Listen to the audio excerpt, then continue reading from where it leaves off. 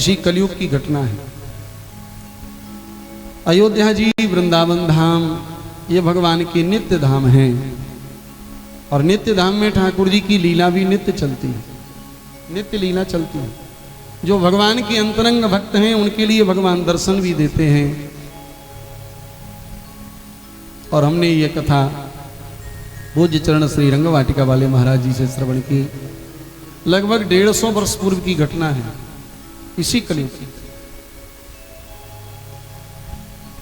जो लोग श्री अयोध्या जी गए हैं उन लोगों ने दर्शन किया होगा।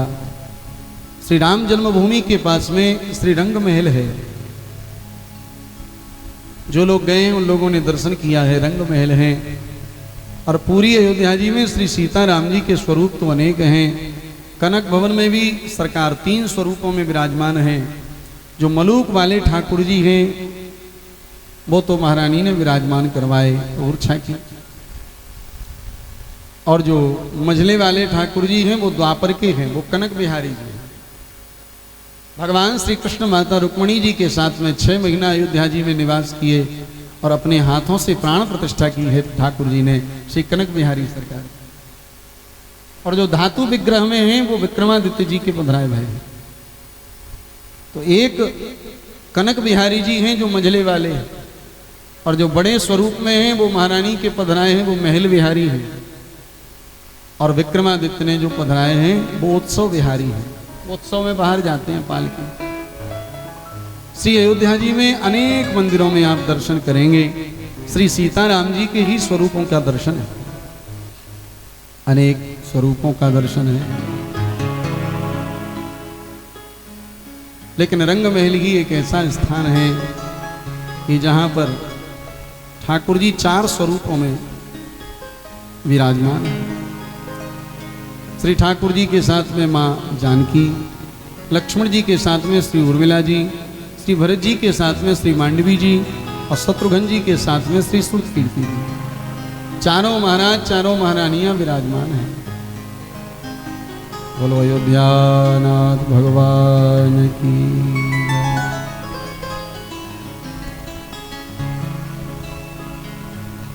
बिल्कुल शांत होकर के सुनेंगे तब हम सुनाएंगे, नहीं तो हम कथा ही सुना करके आगे बढ़ जाएंगे। क्योंकि ये भगवान की अंतरंग लीलाएं हैं, ये हर जगह सुनाने की बात नहीं है। इसलिए माताएं बिल्कुल सावधान। बोलो गोविंद भगवान की जय। तो मैं निवेदन कर रहा था कि रंग महल में चारों महाराज, चारों महारानियों के साथ में विराजमान हैं। और फैजाबाद में एक मैया रहती थी। उस मैया की एक बेटी 10 वर्ष की अवस्था, नाम था उसका सरस्वती। सहेलियों के साथ में खेल रही थी और वो मैया विधवा थी, 10 वर्ष की बेटी सहेलियों के साथ में खेल रही थी। और अचानक एक दिन खेलते खेलते सभी सहेलियों ने, एक ने दूसरी से कहा, अरे बहन खेल बंद करो, खेल बंद करो। क्यों? अरे आज रक्षाबंधन का दिन है ना, आज अपने भाई की कलाई पर राखी बांधना है, इसलिए खेल बंद करो, अपने भाई की कलाई पर हम राखी बांधेंगे। सभी सहेलियां अपने अपने घर की तरफ दौड़ने लगी। सरस्वती भी अपने घर की तरफ चलने लगी। तो उन सहेलियों में से एक सहेली ने दूसरी से कहा, बहन हम तो अपने भाई की कलाई पर राखी बांधेंगी, लेकिन ये सरस्वती तो बड़ी अभागनी है, इसके तो कोई भाई नहीं है, ये किसकी कलाई पर राखी बांधेगी? सरस्वती के कान में यह शब्द पड़ा कि सरस्वती तो बड़ी अभागनी है, इसके कोई भाई नहीं है, ये किसकी कलाई पर राखी बांधेगी? हृदय में ठेस लगी और सरस्वती आकर के अपनी माँ से बोली, माँ क्या मेरे कोई भाई नहीं है? सहेलियां कह रही थी कि ये तो बड़ी अभागनी है, इसके कोई भाई नहीं है, ये किसकी कलाई पर राखी बांधेगी? माँ मेरे कोई भाई नहीं है। उस मैया ने सोचा, अगर मैंने कह दिया कि तुम्हारे कोई भाई नहीं है तो ये भी छोटी है, बचपना है। और बचपन में बच्चे का हृदय कोरा कागज होता है, जैसा लिख दो वैसा लिख जाता है। बचपन की छाप फिर भूलती नहीं। अगर मैंने कह दिया कि तुम्हारे भाई नहीं है तो इसके हृदय में एक सूल हो जाएगा जीवन भर के लिए कि मेरे कोई भाई नहीं। उसकी माँ ने कहा कि नहीं नहीं बेटी, तुम्हारे भाई हैं, चलो हम तुम्हें तुम्हारे भाइयों के पास में ले चलती हैं। तांगा चलता था उस समय, तांगा में बिठाया, बिठा करके लाई, और जहाँ रंग महल में चारों सरकार, चारों महारानियों के साथ में विराजमान है, सो उस मैया ने सरस्वती से कहा कि बेटी, जो सामने बैठे हैं ना, ये चारों तेरे सगे भाई हैं। और जैसे ही कहा कि ये चारों तेरे सगे भाई हैं, सरस्वती के तो खुशी का ठिकाना नहीं रहा। मेरे तो चार चार भाई हैं। अब बालिका तो थी ही, सो पूछ लिया, कहा माँ ये तो चार भाई हैं, लेकिन इनके बगल में जो बैठी हैं वो कौन है? अरे बेटी, ये तेरी चारों सगी भाभियां हैं। चार भाई चार भाभी, खुशी का ठिकाना नहीं। राखी मंगवाई, पुजारी जी से कहा ये मेरी राखी मेरे भाइयों की कलाई पर मान। दृढ़ संबंध माना ठाकुर के साथ में। जब कभी इच्छा होती है फैजाबाद से रिक्शा में बैठ करके चली आती है, रंग महल के आंगन में खेलती है, जगमोहन में बैठ करके ठाकुर जी से बातचीत करती है। भैया बहुत दिन हो गए, तुम्हारी याद आ रही थी इसलिए मैं चली आई। बातचीत करती है। समय व्यतीत होता चला गया और समय चलते चलते सरस्वती विवाह के योग्य हो गई और सरस्वती का संबंध दिल्ली में तय हो गया। विवाह की चिट्ठी भी छप गई, पत्रिकाएं छप गई, और जब चिट्ठी छपी तो सरस्वती ने अपनी मां से कहा, मां विवाह की चिट्ठी और सब जगह तो आप भेज देना, लेकिन अपने भाइयों के पास में तो चिट्ठी लेकर के मैं स्वयं जाऊंगा। और आज सरस्वती पीले चावल चिट्ठी में रख करके आई, चिट्ठी सामने रख दी। ठाकुर जी से कहा, भैया आपकी बहन की शादी आ गई है।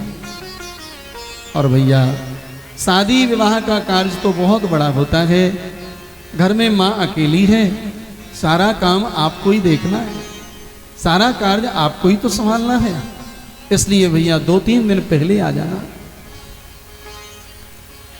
और चलते समय सरस्वती ने ठाकुर जी से कहा कि भैया कान खोल करके सुन लो, अगर आप नहीं आए ना तो आपकी ये बहन सरस्वती दुल्हन का जोड़ा नहीं पहनेगी, मैं कुंवारी रह जाऊंगी, शादी नहीं करवाऊंगी।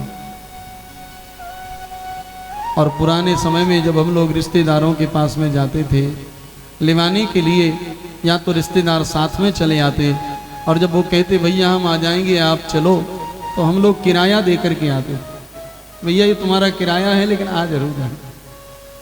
सरस्वती के पास में 10-20 रुपए थे, निकाल के रख दिए, भैया आ जाना 2-3 दिन पहले। आज परसों के दिन बारात आना है। सरस्वती ने सोचा कि मेरा भैया आ रहा होगा, भाभी आ रही होंगी, आज वो आएंगे, उन्हीं के साथ में बाल भोग करेंगे, नाश्ता करेंगे। याद कर रही है प्रभु की, लेकिन कौन आया? कोई नहीं आया। दोपहर तक देखा कोई नहीं आया, तो सरस्वती सोचने लगी कि मेरा भाई तो राजा है, हो सकता है राजा के तमाम कार्य आ जाते हैं, कोई कार्य आ गया होगा इसलिए भैया नहीं आ पाए, लेकिन संध्या काल में तो जरूर आएंगे, संध्या काल में तो जरूर आएंगे। और संध्या काल में जब वो आएंगे,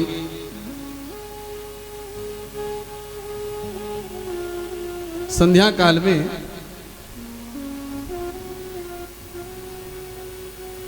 तभी भोजन करेंगे। संध्या काल में भी देखा कोई नहीं आया, तो सरस्वती ने भी निश्चय कर लिया कि जब तक मेरे भाई नहीं आएंगे, जब तक मेरी भाभियां नहीं आएंगी, तब तक मैं अन्न जल कुछ भी ग्रहण नहीं करूंगी, कुछ नहीं ग्रहण करूंगी। और रोने लगी। भैया मैंने कहा था कि 2-3 दिन पहले आ जाना। आंखों से अश्रु बहने लगे, पूरी रात्रि निकल गई रोते रोते, अपने तोशक को, तकिया को आंखों के आंसुओं से भिगो दिया। मैया समझा रही है, बेटी तुम भोजन कर लो, तुम पानी पी लो, उसने कहा जब तक मेरे भाई नहीं आएंगे, मेरी भाभियां नहीं आएंगी, तब तक मैं अन्न जल ग्रहण नहीं कर सकती। 2 दिन 2 रात्रि हो गए, रोते रोते आंखें लाल हो गईं और उसके केस लटों के रूप में परिणत हो गए, चेहरा सूख गया। 2 दिन 2 रात्रि हो गए, कुछ खाया पिया नहीं। भैया भैया भैया भैया एक ही रटन लगाया। सहेलियां भी बहुत समझाती हैं, बहुत समझाने पर भी किसी की बात नहीं सुनती। आज वो वृद्धा माता अपने किए पर पछता रही है। हाय रे हाय, मैंने इस पगली को कहां से कहां बता दिया बचपन में कि मंदिर में रहने वाली ये धातु की, ये पाषाण के विग्रह तेरे भाई हैं। अरे मंदिर में रहने वाली पत्थर की मूर्तियां भी क्या किसी के भाई और भाभी होते हैं? मैंने कहां से कहां बचपन में इसको बता दिया और ये मान गई। अपने किए हुए पर वो पछता रही है, रो रही है। सारा काम बिखरा पड़ा है। सरस्वती उधर रो रही है, इधर मैया रो रही है, सहेलियां समझा रही हैं, सारा काम बिखरा पड़ा है। वो परसों का दिन आ गया, दिल्ली से बारात चल चुकी है और यहाँ कोई तैयारी नहीं। रंग महल में ठाकुर जी की मंगला आरती उतारी पुजारी जी। मंगला आरती करने के बाद में पुजारी जी अपने कक्ष में गए और यहाँ सर्वेश्वर ने मां जानकी की तरफ दृष्टिपात किया। भगवान ने मां जानकी की तरफ देखा। मैया किशोरी सामने खड़ी है, हाथ जोड़ करके प्रभु आज्ञा करो। ठाकुर जी ने कहा, हे देवी, संसार का एक सामान्य भाई भी इतने कठोर हृदय का नहीं हो सकता कि भाई ना जाए तो उसकी बहन कुंवारी रह जाए। फिर सरस्वती ने तो मुझे भाई माना है, जाना पड़ेगा देवी। सरस्वती कह करके गई थी, भैया आप नहीं आए तो मैं दुल्हन का जोड़ा नहीं पहनूंगी, देवी चलना पड़ेगा। मैया ने कहा, आज्ञा करो प्रभु। भगवान ने कहा, देवी, एक सरस्वती का चचेरा भाई है जो दिल्ली में एक सेठ की फैक्ट्री में काम करता है। सो मैं उस चचेरे भाई का स्वरूप बनाता हूं और तुम चचेरे भाई की बहू का स्वरूप बनाओ। अब प्रभु को बनने में कितना टाइम लगता है। सूट बूट पहन करके चचेरे भाई के रूप में मां जानकी चचेरे भाई की बहू के स्वरूप में भगवान ने दृष्टि डाली। भरत लक्ष्मण शत्रुघ्न तीनों भाई हाथ जोड़े खड़े, आज्ञा करो प्रभु। भगवान ने कहा, सरस्वती का चचेरा भाई जिस सेठ की फैक्ट्री में काम करता है ना, उन सेठ जी के 3 लड़के हैं, 3 बहुएं हैं, इसलिए तुम तीनों सेठ जी के लड़कों का स्वरूप बनाओ। भरत लक्ष्मण शत्रुघ्न सेठ जी के लड़के जैसे बन ठन के, और उनकी सेठ जी की बहुएं तीनों महारानियां सोने चांदी से लदी हुई। 2 ट्रकों में दहेज भरा है। 4 व्हीलर गाड़ी में बैठ करके और फैजाबाद आए। वृद्धा माता द्वारे पर बैठी बैठी रो रही थी। मंदिर में रहने वाली पत्थर की मूर्तियां भी क्या किसी के भाई और भाभी होते हैं? मैंने कहां से कहां बता दिया। बैठे बैठे रो रही थी, इतने में देखा कि सामने एक गाड़ी आई, 2 ट्रक आए और उसमें से दिल्ली का जो सरस्वती का जो चचेरा भाई है वो आया। चचेरा भाई आए।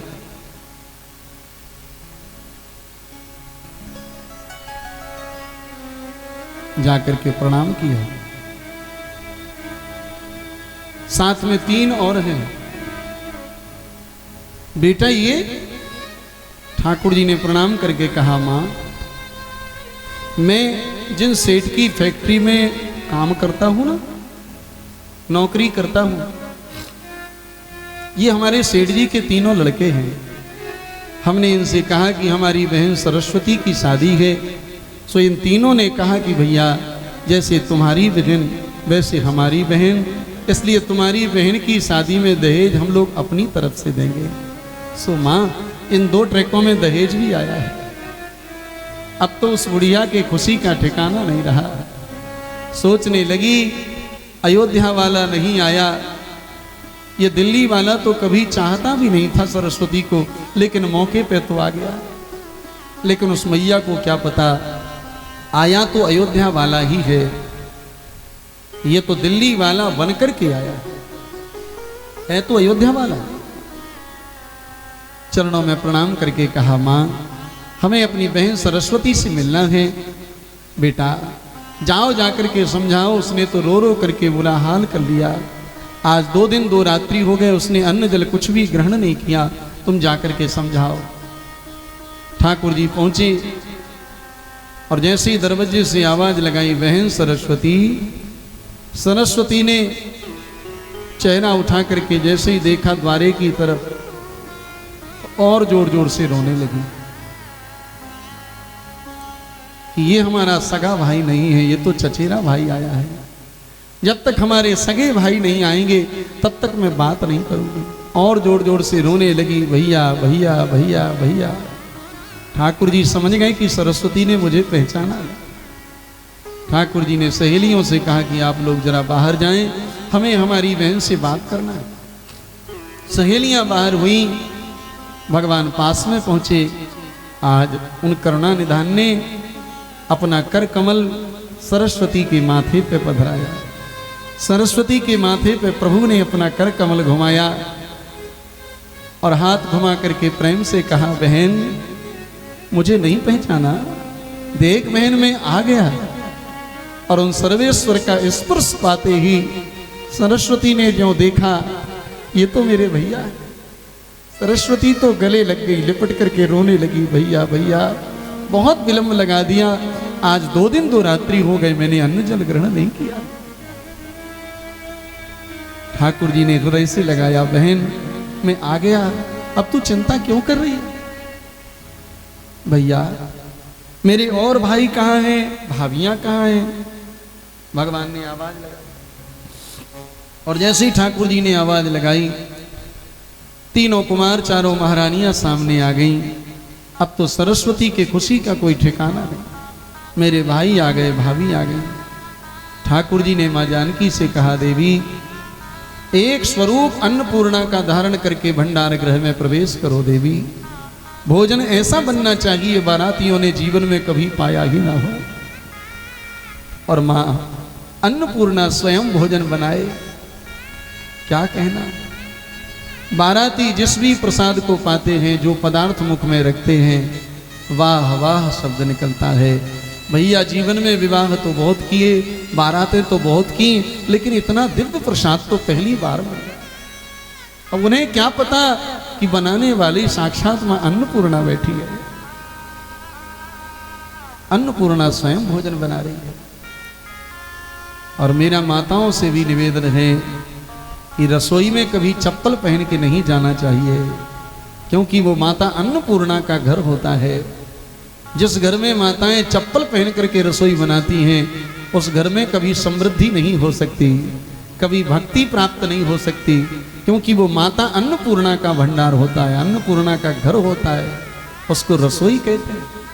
इसलिए कभी भी रसोई में और मंदिर में चप्पल पहन करके प्रयोग नहीं करना चाहिए। कुछ माताएं कहती हैं कि वो रसोई की हैं, अब चप्पल रसोई की हैं तो फिर ठाकुर जी की पूजा की भी चप्पल होना चाहिए। इसलिए ये माता अन्नपूर्णा का भंडार है, स्वयं माता का निवास होता है, अन्नपूर्णा मैया का। ठाकुर जी ने कहा मां जानकी से, हे देवी ये मेरी बहन है सरस्वती, अपने हाथों से तुम इसे स्नान करा, इसका श्रृंगार करो। और स्वयं श्रृंगार किया मां जानकी ने। आप कल्पना करो, सुंदरता कहूं सुंदर करई, विग्रह दीप शिखा जनवरई। जो सुंदरता को भी सुंदर करने वाली है, जहां सुंदरता का खजाना है, जहां से सुंदरता निकलती है, और वो मां जानकी जब श्रृंगार करे। मंच पर सरस्वती गई जयमाला के लिए, बाराती देखने लगे, बोले भैया तेरे लिए बहू नहीं साक्षात महालक्ष्मी प्राप्त हुई है। ऐसा सुंदर स्वरूप, ये तो महालक्ष्मी का प्रसाद है। सरस्वती का कन्यादान स्वयं ठाकुर जी ने लिया। कन्यादान की वेला होती ही ऐसी है। जब एक पिता अपनी पुत्री का कन्यादान करने लगता है, मंडप के नीचे बैठ करके बेटी के हाथ पीले करने लगता है, हथलोई करने लगता है, और ब्राह्मण जब संकल्प बोलते हैं और अपनी बेटी का हाथ जब वर के हाथ में देते हैं, उस समय कठोर से कठोर हृदय पिता अपने आप को रोक नहीं पाता, फूट फूट करके रोने लगता है, उसके धैर्य का पुल टूट पड़ता है। आप लोगों ने देखा होगा, बारात आती है तो पिता का दर्शन होता, आगे आगे पिताजी स्वागत करते हैं बारातियों का, लेकिन कन्यादान करने के बाद में फिर पिता की हिम्मत नहीं होती कि हम किसी को एक गिलास जल भी पिला सकें। बेटी का कन्यादान करने के बाद में किसी अंधेरे कमरे में जाकर के रोता रहता है, आज मेरी बेटी घर से चली। भगवान ने कन्यादान किया, दहेज दिया, और जब विदा करने लगे तो आज अपनी बहन सरस्वती को हृदय से लगाया, छाती से लगा लिया, और भगवान करुणा निधान आज करुण क्रंदन करके रो पड़े। बहन को हृदय से लगाया, भगवान इतना रोए, अपने आंखों के आंसुओं से सरस्वती के केसों को भिगो दिया। बेटी की विदा की वेला होती ही ऐसी है। जब बेटी की विदा होती है, सब तो नजर आते हैं, सब दिखाई देते हैं, लेकिन लोग कहते हैं सब तो नजर आ रहे, बाबूजी नहीं दिख रहे, पिताजी नहीं दिख रहे। पिताजी कहाँ हैं? लोग ढूंढने लगते हैं, पिताजी को देखो, बाबूजी को देखो, और ढूंढते ढूंढते पता चलता है किसी अंधेरे कमरे में बैठा हुआ बाप गमछा आंखों से लगाए हुए रोता हुआ पिता मिलता है। उस रोते हुए बाप को पकड़ करके लाया जाता है, और फिर वो अपनी बेटी से लिपट करके रोने लगता है। महाराज, ये संसार के सामान्य पिता की ये दशा होती है, जो अपने आप को बैरागी कहने वाले, परम विरागी, परम ज्ञानी, वो भी बेटी की विदा देख नहीं पाए। देखत ही सिय मूरति को, देखत ही सिय सूरत को, निज अंग विसूरत को वन लागे। मिन मंत्री सवै मिल मोन रहे, मिथिलेश की मूर्ति जो वन लागे। मानो विराग के राख महीप, द्रगंचल बिंदु सुधो वन लागे। ज्ञान की तो मर्याद मिटी, कही जान की रोवन लागे। सीय विलोक धीरता भागी, रहे कहावत परम विरागी। श्री किशोरी जी को देख करके धैर्य छूट गया, जानकी जानकी कह करके रोने लगे। श्री जानकी जी ने जो तोता मैना पाले थे, सुख सारिका जानकी जाए, कनक पिंजरन राख पढ़ाए, व्याकुल कहें कहाँ बैठे। तोता कहे रोता जानकी जाती कहाँ, मैना कहे मैना रहूंगी मैथिली के बिन। तोता कहे रोता जानकी जाती कहाँ, मैना कहे मैना रहूंगी मैथिली के बिन। बेटी की विदा ऐसे करुण रस से भरी होती है। जिस समय बेटी की विदा होती है, कौन ऐसा होता है जिसकी आंख से आंसू न बह जाए। पाषाण से पाषाण हृदय पिघल जाते हैं जब बेटी की विदा होती है। आज सरस्वती की विदा भगवान ने बोझिल हृदय से करी। सरस्वती की जब विदा हुई तो सरस्वती की विदा होने के बाद में सरस्वती इधर चली और उधर ठाकुर जी भी अंतर ध्यान हो गए।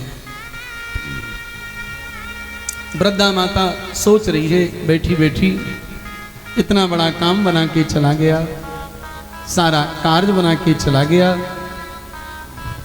लेकिन मिलकर के भी नहीं गया।